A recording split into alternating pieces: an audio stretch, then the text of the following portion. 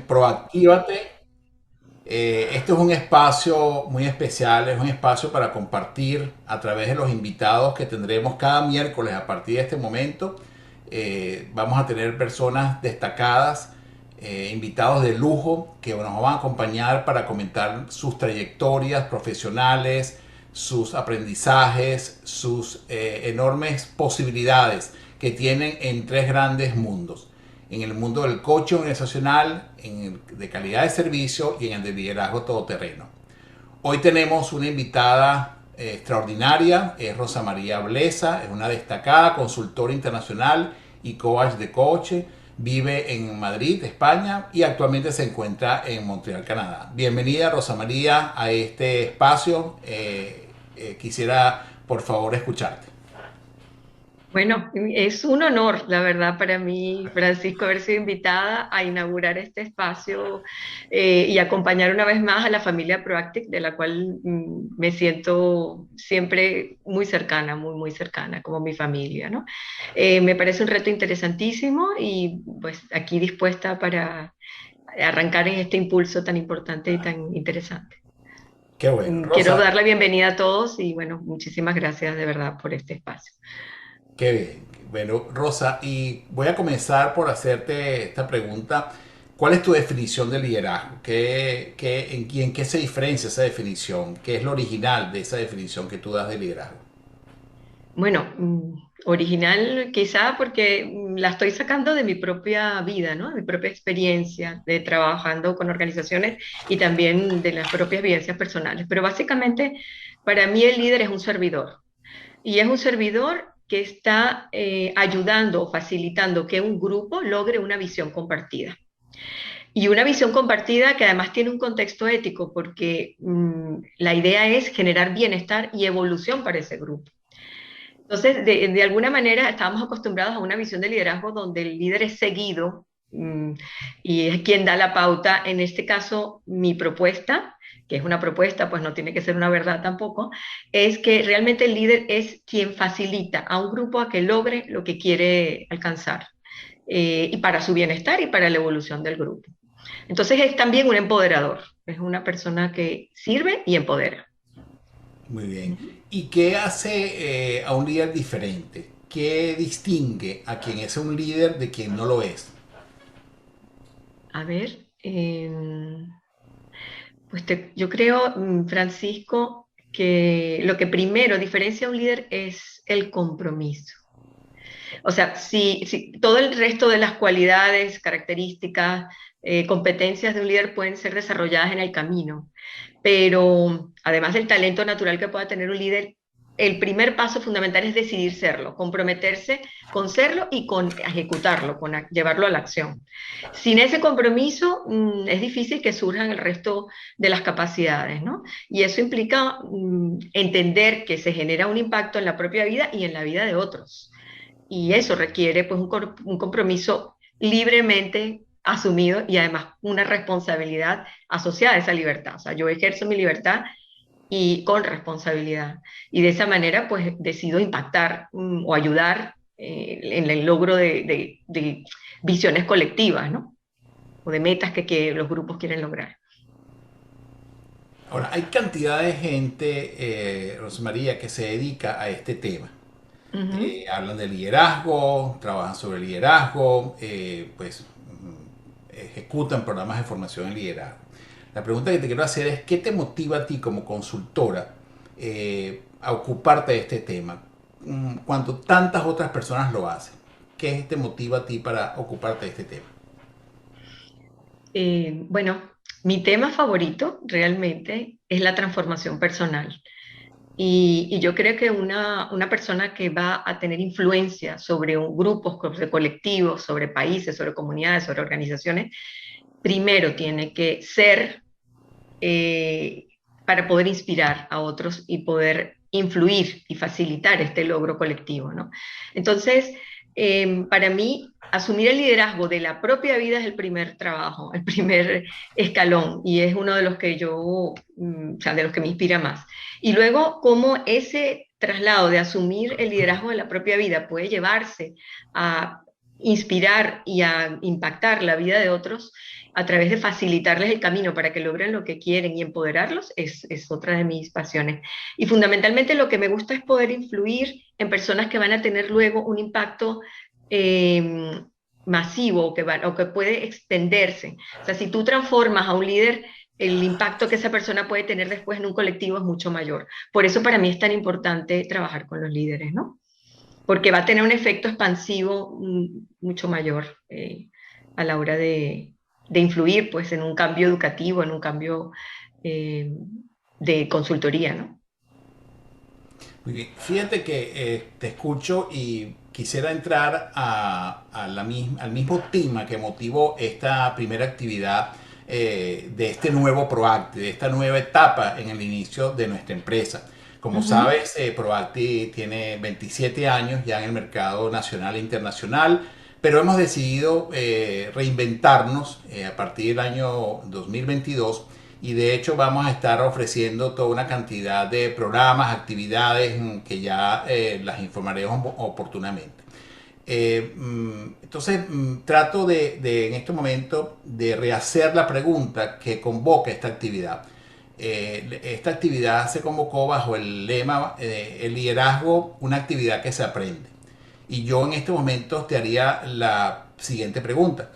Eh, ¿Cómo se aprende el liderazgo? Y te diría, ¿el liderazgo realmente se aprende? Wow, una pregunta profunda, interesante. Bueno, sin duda las personas vienen con un talento de nacimiento natural y por supuesto ese talento puede pulirse. En ese caso, el proceso de aprender liderazgo es mucho más rápido, mucho más fácil. Sin embargo, yo sí creo que todos podemos aprender la capacidad de ser líderes, por lo menos de nuestra propia vida y de nuestro círculo de influencia, ¿no? Y creo que además sería muy interesante que cada uno de nosotros pudiera ejercer ese trabajo, por lo menos en ese círculo de influencia. Entonces, yo sí creo que el liderazgo se puede aprender. Y creo, como te comento y vuelvo a insistir, tiene que haber una dimensión personal primero en ese aprendizaje y luego una dimensión interpersonal y colectiva.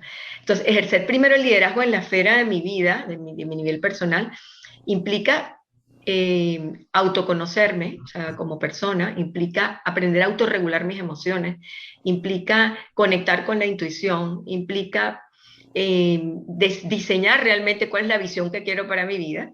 Y si yo ese ejercicio lo he podido desarrollar en mí a través de un proceso de transformación personal y de formación personal, después puedo entender o empatizar con un colectivo que tiene una necesidad y que no sabe cómo articular esa necesidad y convertirla en una visión. Y entonces viene esa otra dimensión del aprendizaje. Es ahora, si ya lo sé hacer en mi vida, ¿cómo puedo ayudar a que un grupo logre este proceso? Y una vez más, ese proceso de aprendizaje también tiene que tener una dimensión mental o cognitiva, una dimensión emocional, una dimensión de cuerpo y acción, y yo le daría, aunque de repente el mundo de las organizaciones no incluyen, pero lo llamaría una dimensión espiritual o del misterio o filosófica, un poco que tuviera el norte de la ética y los valores en los que se van a marcar ese trabajo del liderazgo, ¿no? Entonces yo creo que un programa de liderazgo tiene que llenar todos estos espacios y así, solo así es que se puede realmente aprenderlo, llevándolo y ejecutando. Eso es lo que creo. Además, la ejecución tiene que ser en la realidad del participante, o sea, donde el participante realmente tiene que ejercer, si es su lugar de trabajo, si es la comunidad, si es una escuela, un colegio, inclusive el entorno familiar, pero yo creo que se tiene que practicar en la vida personal y en el espacio colectivo en el que se ejerce el liderazgo, ¿no? Sin embargo, frecuentemente encontramos personas que ocupan niveles directivos en las organizaciones que no creen en nada de lo que estás diciendo en estos momentos, en nada de lo que estás afirmando. Eh, Sencillamente descalifican esa posibilidad de aprender a ser líderes. ¿Qué le dirías tú a este tipo de personas? Honestamente, como consultora, que he trabajado con muchos perfiles similares a lo que me estás comentando, yo hablaría poco. yo crearía un proyecto piloto con algún líder sensible que sí estuviera abierto a este tema Ujú. y haría una prueba piloto, demostraría y mediría resultados y mostraría acciones y resultados, que es el lenguaje que hablan los altos directivos que tienen este perfil, ¿no? E inclusive mediría no solamente resultados tangibles, ¿no? En términos de cantidad, o sea, por los niveles de venta alcanzados, productividad, ganancias, rentabilidad. También incluiría medición de aspectos intangibles, por ejemplo, niveles de satisfacción, fidelidad del cliente, retención del personal, satisfacción del personal, clima organizacional, o sea, porque en el momento que también se presentan resultados soft y se ve cómo eso se conectan con los resultados más tangibles, los altos directivos empiezan a conectar entre lo que significa invertir en formación, que es algo realmente más humano, ¿verdad? Y lograr resultados tangibles en el negocio, que es lo que realmente a un líder o a un directivo ejecutivo de una organización pues está persiguiendo, ¿no? Ese sería el trabajo para poder, pienso, convencer de la importancia de un programa de este tipo, ¿no? Entonces podemos concluir que el liderazgo puede ser desarrollado en un programa de formación. Yo completamente creo que sí. No solamente puede ser desarrollado, sino que es necesario que sea desarrollado. Yo creo que, y luego hablaremos, en algún momento te mencionaré, pero hacia dónde vamos va a requerirse que la mayor parte de las personas que estén en una organización sean líderes de la cuota parte que le toca trabajar. Necesitamos que haya cada vez más esa capacidad de tomar decisiones centradamente y con características de este nuevo líder que estamos un poco perfilando, ¿no? Por lo menos que me gusta proponer, no sé si encajará en todos los esquemas, pero a mí particularmente me inclino a defender este perfil, ¿no? Claro. Y ya que estamos hablando de esto de formación de líderes, cuéntame de algún error, Rosa María, que hayas cometido tú como consultora y como facilitadora también y formadora de líderes. Cuéntame un error que hayas tú cometido en ese proceso de formación y qué aprendiste de esa experiencia. A ver, bueno, yo creo que en una época en mi consultoría le daba demasiada importancia al contenido teórico, a los aspectos intelectuales y cognitivos del programa de formación, ¿no?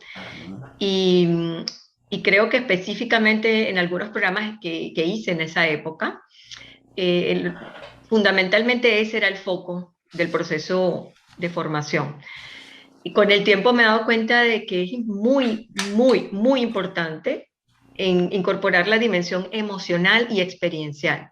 O sea, la práctica, la medición, la resonancia emocional, la autotransformación e inclusive el tema de valores y el tema ético empieza a ser fundamental, porque cada vez más el ejercicio de liderazgo es también un ejercicio de escogencia ética, o sea, realmente a qué valores estoy apoyando, a qué tipo de organizaciones, en qué tipo de organizaciones voy a estar al servicio de, cuáles son las cosas que quiero, a qué grupos quiero apoyar para que logren sus fines y sus objetivos, ¿no? Entonces creo que eso es, en algún momento de mi vida me equivoqué, creo yo, dándole demasiada fuerza a lo intelectual únicamente, ¿no?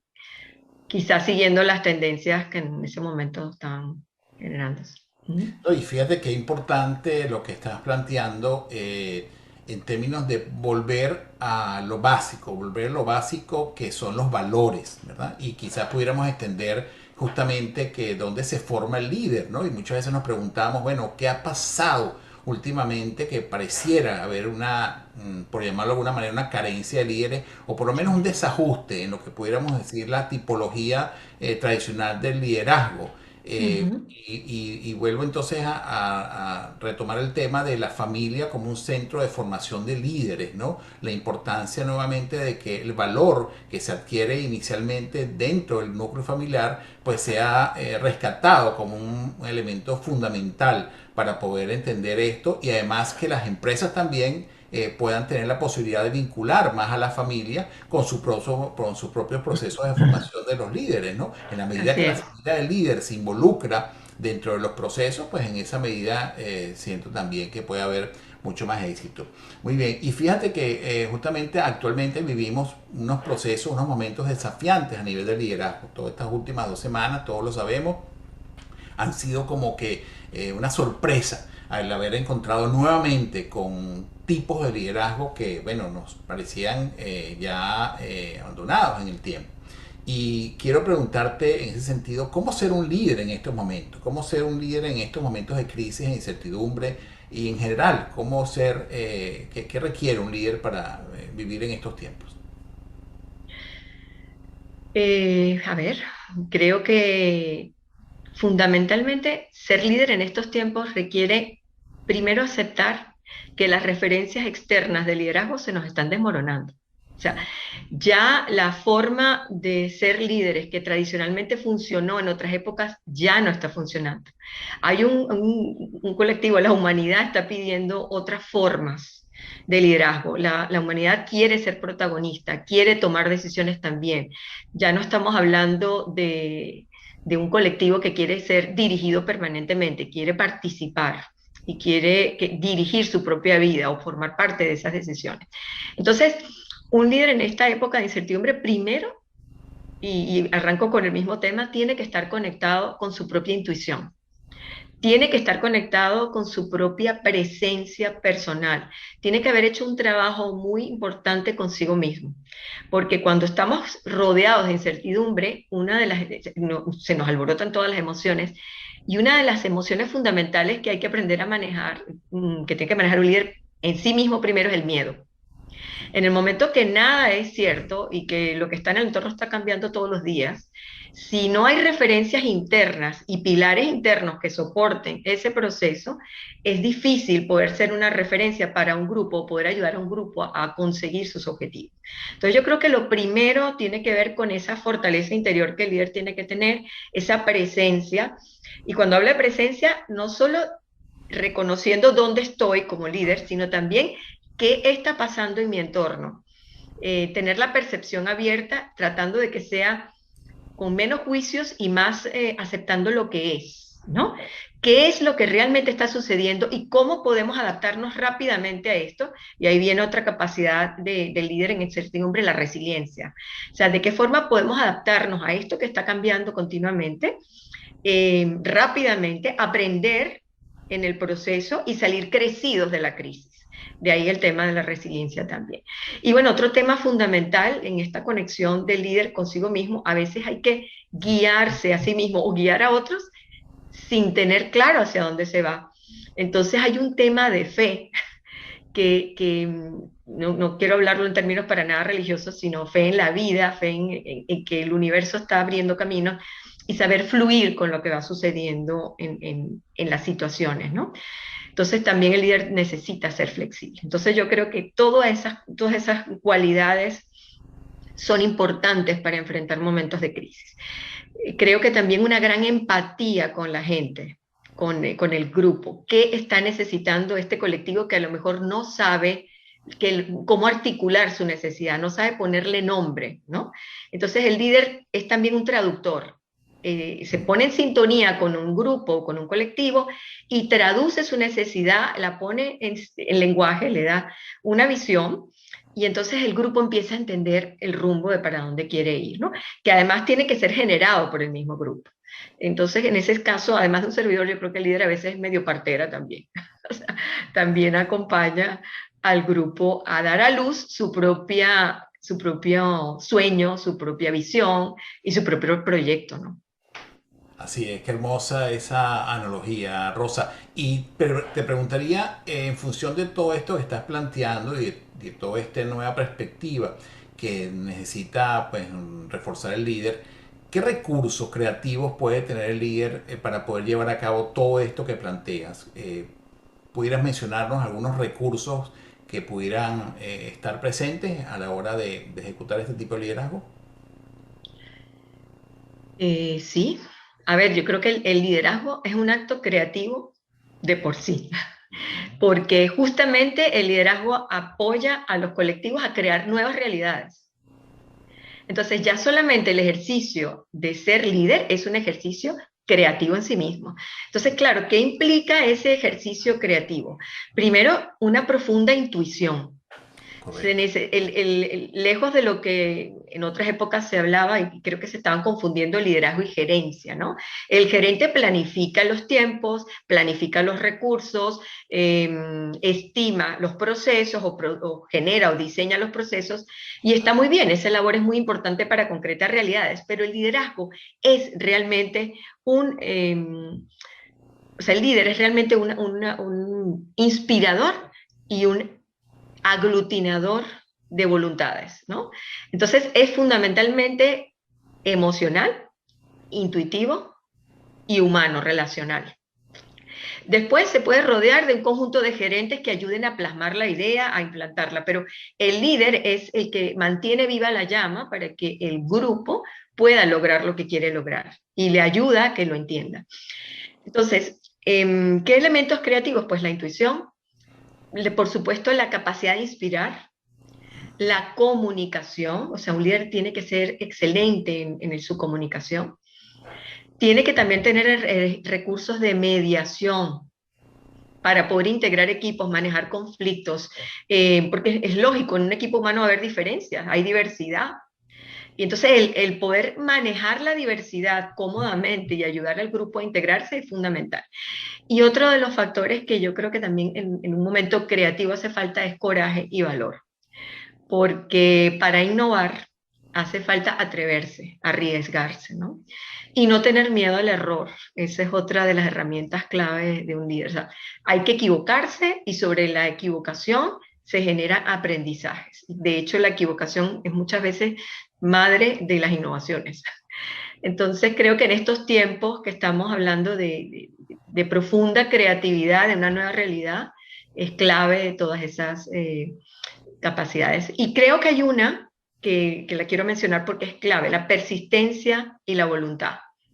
Lo que hablé al principio del compromiso, o sea, continuar más allá de las dificultades, sobrepasando las barreras que puedan ocurrir, diluyéndolas, transformándolas, pero es fundamental persistencia, persistencia y mucha voluntad para que finalmente se logre en las cosas, ¿no? Dentro de un espacio de flexibilidad. O sea, que es una combinación bien paradójica, ¿no? Porque no estamos hablando de una terquedad rígida, estamos hablando de una persistencia con flexibilidad. Entonces, creo que esa capacidad de integrar paradojas es también parte del proceso creativo, ¿no? Claro, y fíjate qué interesante todo lo que planteas en cuanto al tema del error y al tener el coraje de poder aceptar los errores como algo natural, como algún proceso, como una fuente de aprendizaje, ¿no?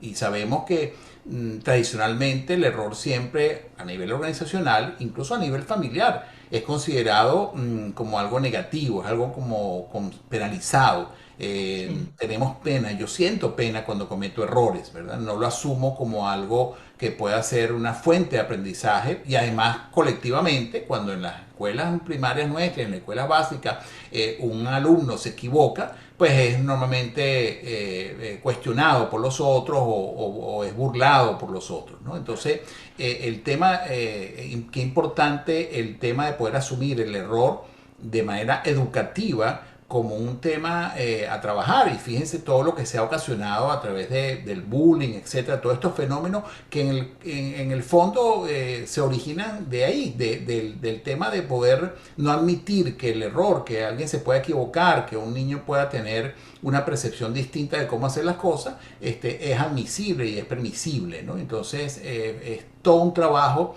que hay que hacer en torno al tema del error y creo que es un tema digamos que Fundamental. vamos a tratar en Ujú. próximas oportunidades en Proactívate, porque efectivamente, ¿no? Es un tema para sacarle mucho provecho y además para que nos va a beneficiar mucho en términos de conceptualización de lo que está pasando en estos momentos en nuestro mundo, ¿no?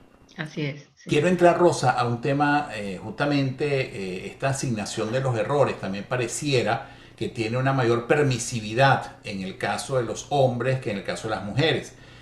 Tengo la dicha de tener a una hija maravillosa que está actualmente ocupando un rol gerencial en una empresa internacional muy importante, y ella me comenta en las noches sus vivencias de lo que significa gerenciar en un mundo de hombres, ¿verdad? Mm. Debido a su profesión, pues le ha tocado dirigir, liderar a un grupo de hombres, y las dificultades que muchas veces se tiene para poder ejercer ese rol en un mundo acostumbrado tradicionalmente a ser masculino.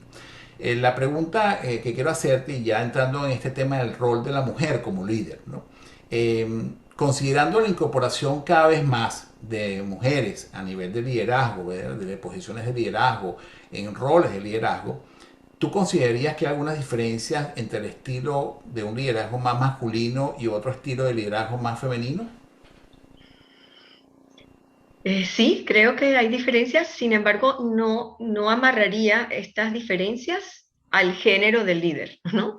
O sea, hay mujeres que son líderes y que tienen un estilo muy masculino de liderar, igual que hay hombres que tienen un estilo más femenino. O sea, no amarraría al género del líder. Sin embargo, si lo vemos como conjunto de estilos, o sea, conjunto de cualidades de un estilo, el masculino tiende más a la competencia, al logro de resultados, va directo a la acción, tiene que ver más con la defensa.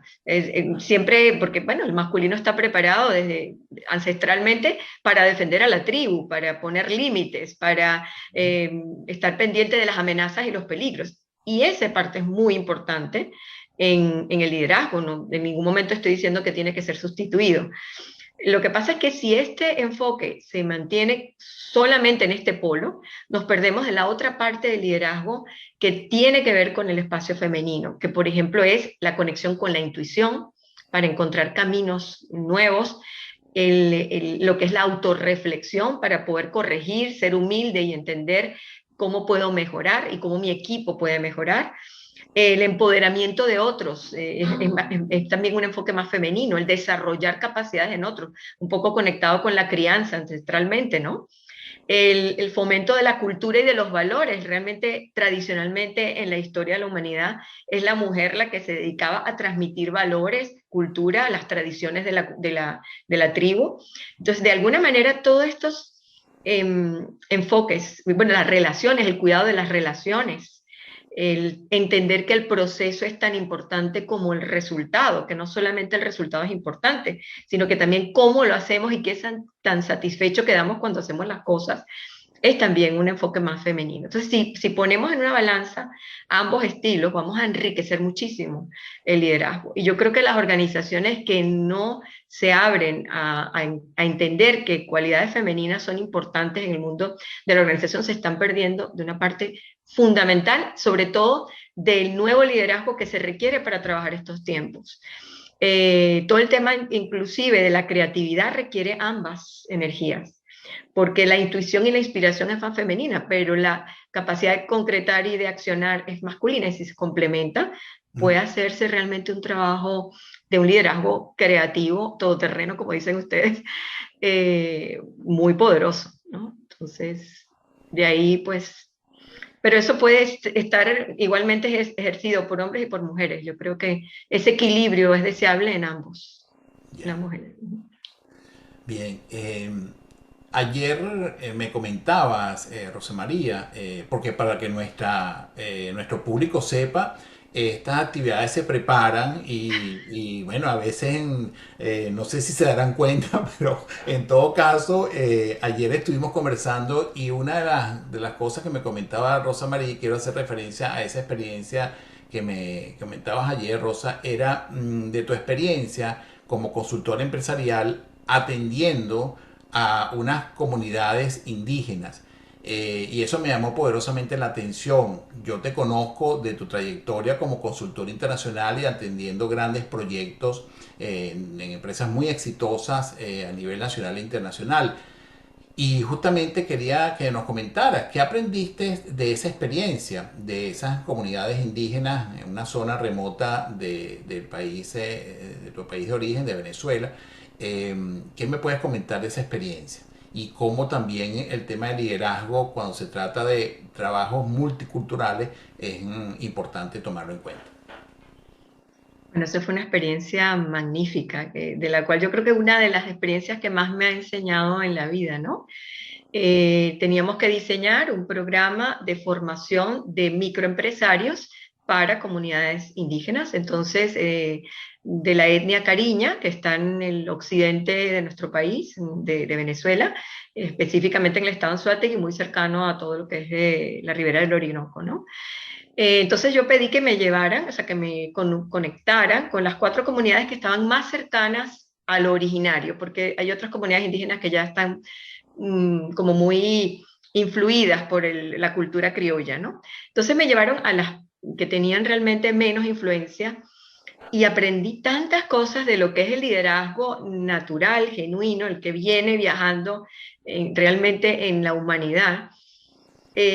Por supuesto que el trabajo se hizo con recursos muy básicos. Nuestro pizarrón era la tierra, que la alisamos y con un palo íbamos colocando. Para simbolizar las diferentes áreas del liderazgo tuvimos que hacer un círculo con las partes y colocar símbolos de lo que para ellos era su producto, que era en este caso el merey, los instrumentos de trabajo, y cuál era el rol del líder también aglutinando la organización. Sin embargo, me di cuenta que ya tenían ellos unas competencias de liderazgo naturales en lo que llamaban el gobernador. El gobernador es la persona que lidera la comunidad y es tan respetuoso de los ancestros que, por ejemplo, en una reunión estuvimos esperando casi una hora a arrancar. O sea, para ellos el horario es relativo a lo que la comunidad tiene como respetos y valores fundamentales. Entonces no se empezó la reunión puntualmente, se esperó una hora a que la última persona mayor, la última viejita de la comunidad, estuviera sentada con nosotros en el círculo, porque además la forma que colocaron para poder tener la reunión de la comunidad fue un círculo. No había jerarquías, no había, era algo muy horizontal, ¿no? Entonces me llamó la atención y de ahí he tomado muchos elementos de lo que estoy hablando el día de hoy, porque ellos me enseñaron que el respeto no necesariamente está asociado al miedo, sino está asociado a un valor que tiene que ver con entender que hay una sabiduría por ser mayor, entender que hay una sabiduría porque el gobernador es la persona capaz de proteger a la tribu, y se le da ese nombramiento porque tiene una habilidad para proteger a la comunidad. Pero al mismo tiempo él es muy respetuoso de todas las personas que estaban allí. Todos los niños de la tribu estaban presentes, hasta los perritos. O sea, no había un miembro de la comunidad que no estuviera presente, con lo cual también el valor de la inclusión fue otra de las cosas que entendí allí, ¿no? Y me preguntaba, ellos estaban creando su diccionario, Cariña, lo estaban preparando en un cuaderno de rayas y tenían allí una cantidad de palabras ya con su traducción. Me emocionó mucho ver ese aporte y me pregunté cuán importante es también rescatar las raíces culturales en el tema del liderazgo, ¿no? Cuánto arraigo tiene una comunidad cuando rescata su lenguaje, cuando rescata sus costumbres. Y para ellos el merey era su producto y querían hacerlo llegar a, por supuesto, el comercio criollo, el comercio de los pueblos y las ciudades que quedan cerca de donde ellos viven. Y bueno, fue todo un reto, cómo incorporar personas que están en otra cultura, en otra visión del mundo, para que puedan conectarse y sostenerse en un mundo tan diferente, donde la tecnología es ahora mandatoria, ¿no? Así es, así es. Y fíjate que aquí aprovecho y conecto esto con algunas personas que han estado comentando en el chat importantes aspectos. Y comienzo con este comentario de Geisha que dice, justamente unido a esto que estás, que esto es esta experiencia que tuviste, la práctica y la capacitación, dice Geisha, deben ir de la mano. Un programa no garantiza la formación de liderazgo. Efectivamente, fíjate que como esta práctica que tú has tenido, por ejemplo, con esta comunidad, es lo que entiendo que da solidez, ¿no? Maribel por acá comenta valores y éticas como un elemento indispensable, el ser ante todo.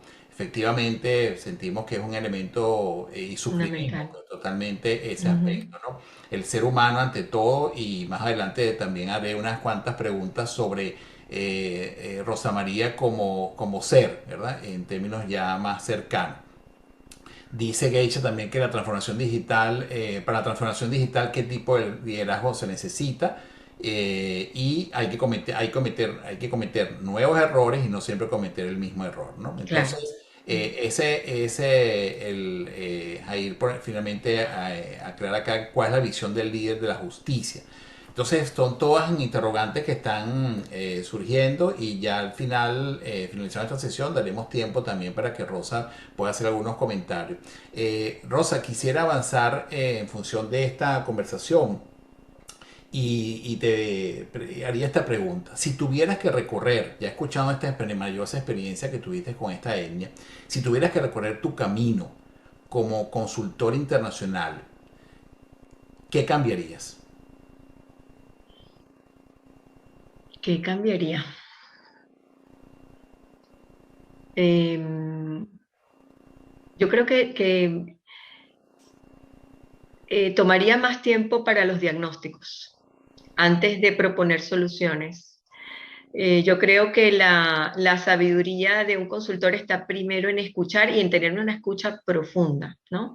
Yo creo que me tomaría más tiempo para escuchar la organización, conocer realmente su realidad cotidiana, práctica, sus acciones.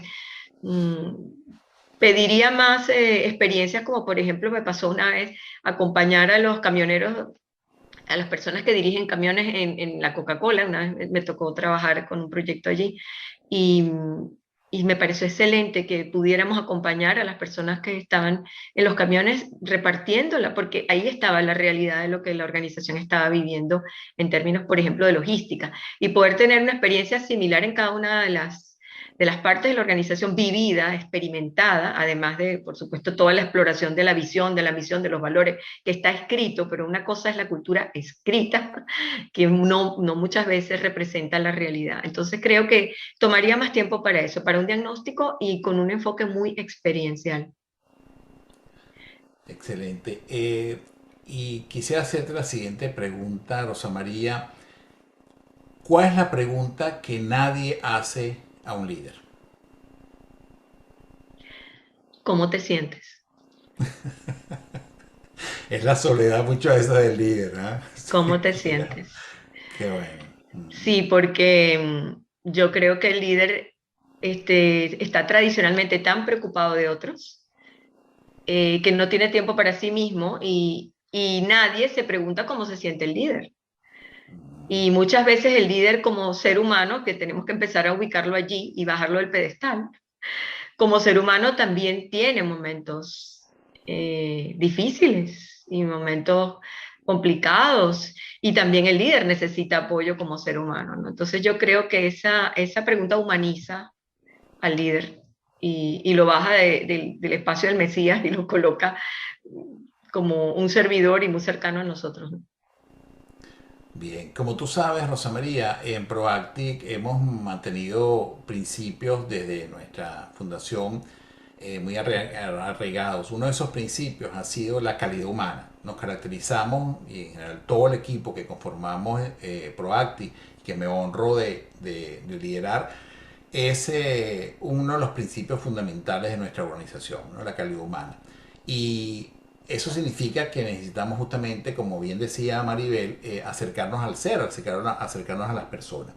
En ese Totalmente. sentido, quería hacerte ya algunas preguntas para ir ya cerrando esta entrevista. Quería hacerte algunas preguntas que tienen que ver más con la Rosa María a nivel personal. Por Ujú. ejemplo, Rosa María, ¿cuál es tu alimento preferido? ¿Qué platillo prefieres? Bueno, esto sí es no muy conectado con el liderazgo, o sí, a lo mejor sí. Pues mira, el chocolate, definitivamente. El chocolate con conchita de naranja y si es posible almendras, bueno, lo máximo, lo máximo. Muy bien, compartimos. Aquí en la sala hay algunas personas que justamente tienen esa misma preferencia que tú. Mira, por ahí alguien está mostrando eso mismo, ¿no? Que es un Ah, chocolate con conchitas de naranja y negro, negro, me y encanta, sí. chocolate negro, exactamente. Negro. Rosa María, ¿qué música te gustaría aprender a bailar? Wow, bueno, aprender. Me gustaría aprender a bailar bien, bien, bien todo lo que son ritmos latinos, ¿no? Salsa, bachata, pero así de salón. Y la otra, mi otro lado, mi otra vena, es flamenco. Me encantaría bailar flamenco. Me parece que el flamenco da mucha fuerza femenina, ¿no? O sea, es como aquí estoy yo, así como para desarrollar esa presencia femenina de aquí estoy yo. Me encantaría aprender flamenco también. Qué bueno. Bueno, pues te comento que yo he tenido varias experiencias de baile en flamenco. No sé cómo han salido. Yo me he sentido muy bien bailando flamenco, ¿no? Acompañado incluso, tuve ese privilegio de bailar flamenco en España con una gitana y bueno, siento que no lo hice tan mal, ¿no? Pero Sí, estoy ahí también igual comparto como tú esa misma... uno hace catarsis con ese zapateo también, sí, Así es, así sacas es. todo, sí, muy rico además. Rosa, ¿qué te gusta cocinar? A ver, me gusta cocinar salado, no soy de dulces, me gusta cocinar salado y creo que me gusta inventar cosas con proteína, base de proteína, o sea que si pollos, carnes, eh, pero en general es salado, o sea, de cocinar platos salados. Yo soy más de pescados, de carnes blancas, pescados, pollos, pavo. eh, y también, bueno, el huevo me gusta también, me parece que se pueden hacer platos interesantes, pero Ok, fundamentalmente salados, sí. salados, ok. Y quizá con un toquecito oriental, ¿no? Soya con algo dulzón y medio picante, esos toques así me encantan, esos toques asiáticos. Muy bien. Eva nos hace aquí una pregunta justamente hablando de la multiculturalidad. Eva nos pregunta, ¿qué son las conchitas de naranja? ¿Tú pudieras explicarle a Rosa María qué son conchitas de naranja? Porque esos son los términos que Disculpe nosotros si hay alguien de aparentemente para todo el Argentina, si hay mundo. alguien de Argentina, creo que esa palabra no debió decirla, pero bueno, sé que no, pero bueno, no, en principio es la cáscara de la naranja Correcto. cortada en pedacitos y además caramelizada, o sea, pasa por un proceso en el que se carameliza y entonces lo incluyen en el chocolate y es lo máximo. O sea, ese sabor entre dulce, amarguito, me encanta, sí. Tal cual lo que tiene Adriana allí, que está mostrando, me encanta, sí. Entonces ese sabor entre amargo, dulce, ácido y dulzón, Ujú. y si le agregas las almendritas que son crujientes, bueno, ya, éxtasis total. Bueno, ya para ir cerrando y antes de darle la palabra también al público asistente que tenga la oportunidad de hacerte algunas preguntas, Rosa María, me gustaría comentarte que en ProActe estamos impulsando una línea de liderazgo que hemos denominado liderazgo todoterreno. Y te haría esta pregunta, ¿cómo definirías a un líder todoterreno? Wow, es poderosa ese término, me gusta, todoterreno. Bueno, ¿qué hace un vehículo todoterreno, no? Primero es tracción cuatro ruedas, o sea, usa todos sus recursos y toda su fuerza, ¿no? Yo creo que estoy haciendo como la conexión con un rústico, ¿no? Con un vehículo rústico que tiene esa capacidad de ir por todos los terrenos.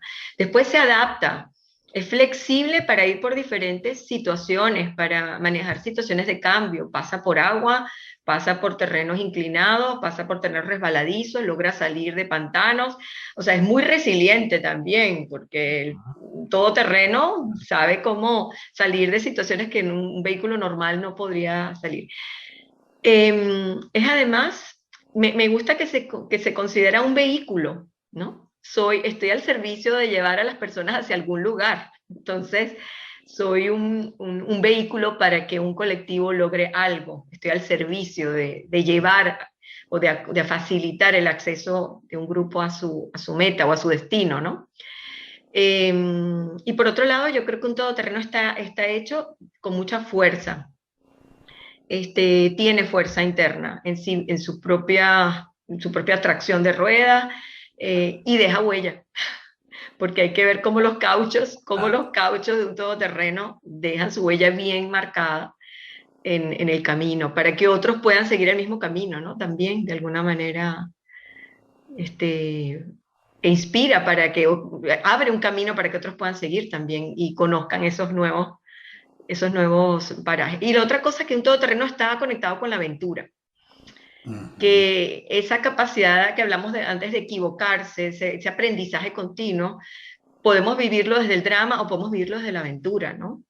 Y un vehículo todoterreno suena a eso, aventura. Vamos a descubrir territorios, vamos a llegar a lugares desconocidos, a donde un vehículo normal no te va a llevar, ¿no?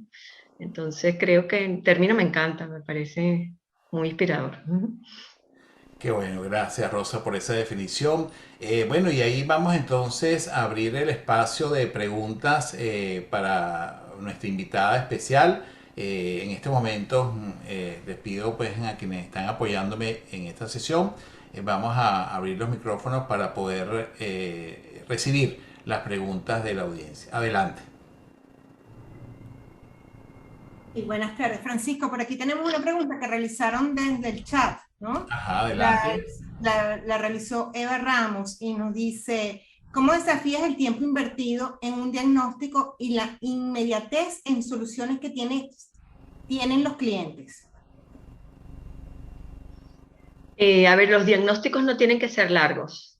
Un diagnóstico bien hecho y completo puede ser corto, pero lo que tiene que estar es bien focalizado. ¿Cuáles son los elementos, las personas clave que hay que entrevistar, los procesos clave que hay que conocer o en los que hay que experimentar? No necesariamente hay que invertir demasiado tiempo. Lo que hay que saber quiénes son las personas clave que van a dar la información adecuada para entender la organización y tener una visión global de las diferentes áreas y del todo. Entonces creo que no necesariamente requiere un tiempo. Y comento que los mejores proyectos que he vivido, y lo experimenté ya en las últimas etapas donde aprendí esto, es que tenían que ver con proyectos que se desarrollaron a partir de buenos diagnósticos, porque cuando hicimos la propuesta de la segunda fase de intervención en consultoría y formación, estaba muy claro el foco que tenía que ser tocado y no se desperdició tiempo, ni recursos, ni dinero en el proceso de intervención y de formación que vino luego. Entonces, el diagnóstico le dio absoluto foco y claridad de dónde había que hacer el trabajo. Entonces, por eso creo que ya solamente comentar con el cliente de que va a retener el resultado de un diagnóstico, donde va a conocer él mismo partes de su organización que a veces ni sabía, ya eso es una ganancia. Y luego en la segunda parte, el tema de que el foco de la intervención y la formación va a estar muy preciso y va a tocar realmente los dolores y las transformaciones que la organización necesita. Bien. Por aquí, Rosa, hay otra pregunta también que nos hace Ricardo y dice: ¿qué hacer en una organización cuando se identifica una crisis de liderazgo? Wow, esa sí es una pregunta importante, porque no siempre, o sea, puede ser que una crisis de liderazgo se esté dando en una organización donde el mismo líder no mira sus propios problemas como líder, ¿no?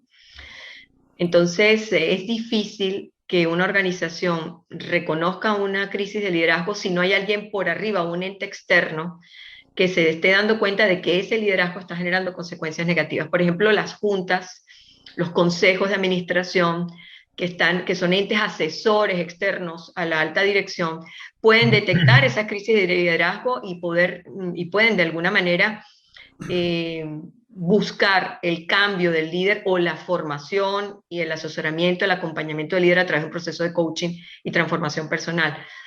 Pero lo primero y lo más complicado es identificarlo. Si no hay un ente que esté fuera de la organización y que tenga esa capacidad de mirarlo y diagnosticar al líder máximo, no es tan fácil.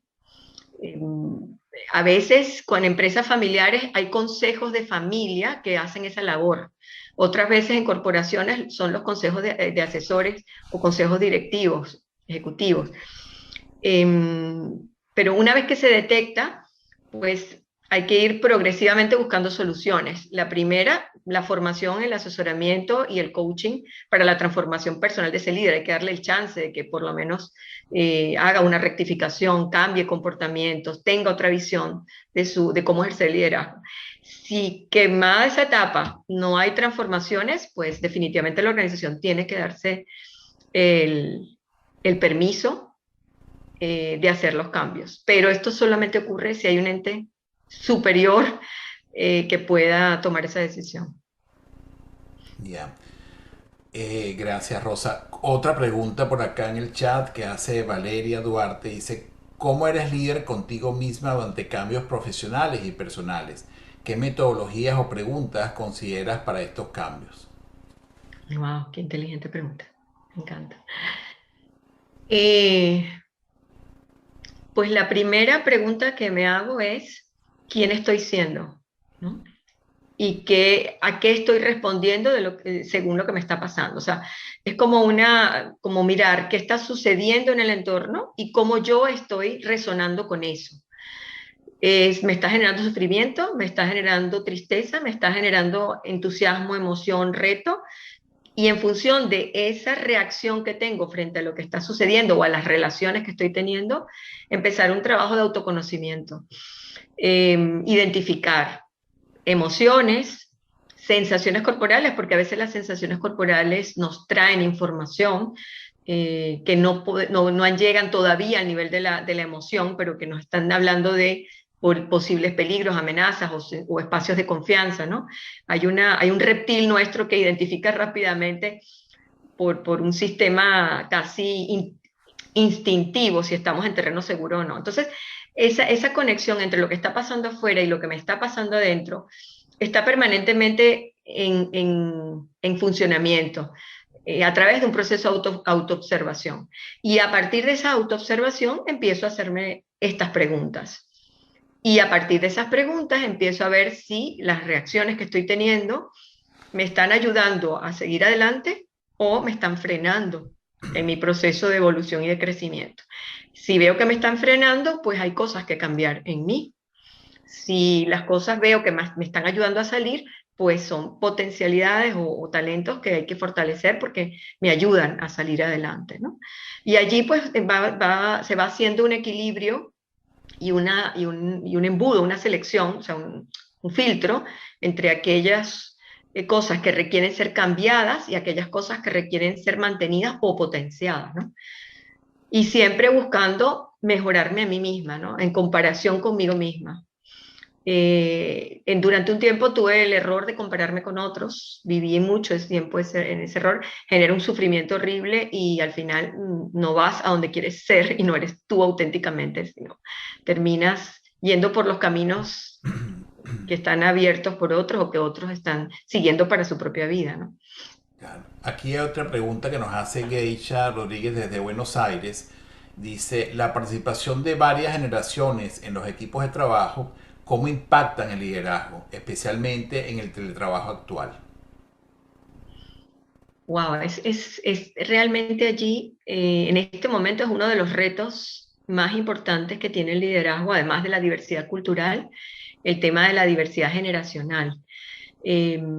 Está clarísimo que las nuevas generaciones vienen con unos valores, una forma de trabajar completamente diferente a generaciones más maduras, más tradicionales, ¿no?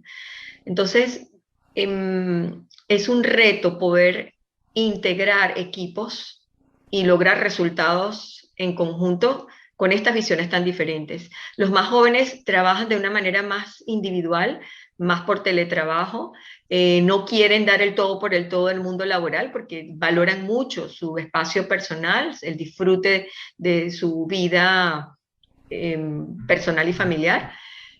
Los de mayor edad vivimos en una escuela donde prácticamente el trabajo tenía que ser primero, ¿no?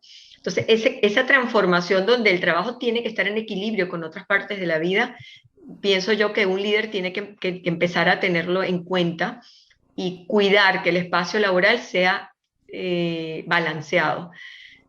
Y balanceado por el bien no solamente de los jóvenes que tienen esto como valor, sino también por el bien de los que tienen más edad, que también les viene muy bien cuidar ese bienestar y ese balance, ¿no? Y el tema de los resultados, es algo también, resultados y proceso, el equilibrio entre lograr el resultado y cuidar el proceso y las relaciones. El líder también tiene que equilibrar en este aspecto, ¿no? Normalmente en entornos, los jóvenes suelen darle mucha importancia a salir rápido del resultado, y las personas de mayor edad tradicionalmente tenían el cuidado de las relaciones. Yo creo que ambas cosas tienen que encajarse en equilibrio, ¿no? Y después el tema de la tecnología es otro reto, porque cuando trabajamos con varias generaciones, lógicamente, los nativos digitales nos llevan una morena, nos llevan un camino muchísimo más adelantado de los que venimos de ser emigrantes digitales, ¿no? Ahí hay un reto muy importante, la digitalización de las generaciones maduras, y quizá pues complementar talentos, el talento de lo relacional y lo humano que trae la generación más madura, la sabiduría, la experiencia, con la innovación y la capacidad de manejar entornos digitales que tienen los jóvenes también. Sí. Y en conclusión, entonces, Rosa, escuchándote y dando ya finalización a esta maravillosa actividad, pudiéramos decir que la vida la vamos a decidir desde el liderazgo.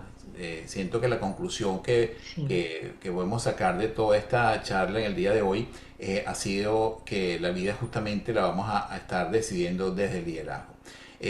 Quizás algunos de ustedes se han preguntado por qué Rosa María Blesa fue la primera invitada a esta actividad en Proactive. Bueno, yo quiero confesarles que hay una razón fundamental, porque se lo merece, porque ha sido la coach de también. Proactive durante muchos años, porque ha sido pues una gran apoyadora de todas nuestras iniciativas y porque le merecemos todo nuestro mejor respeto y consideración a ella como profesional y como consultora internacional.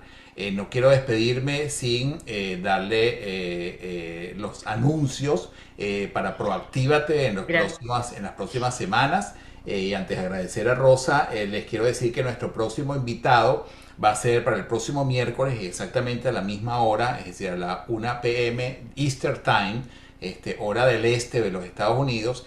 Nuestro próximo invitado va a ser Esteban Reyes, que es otro de los grandes coaches de Proactive, ha sido también asesor de múltiples empresas, Premio Nacional de Innovación Eureka en su país de origen, y bueno, es una persona sumamente experimentada en todo el tema de emprendimiento, en todo el tema de coach ágil, y justamente vamos a estar conversando sobre esas nuevas tendencias. ¿Qué significa el liderazgo ágil? ¿Qué significa el coaching ágil? Y cómo podemos entonces incorporar todas estas nuevas enfoques en nuestro proceso actual.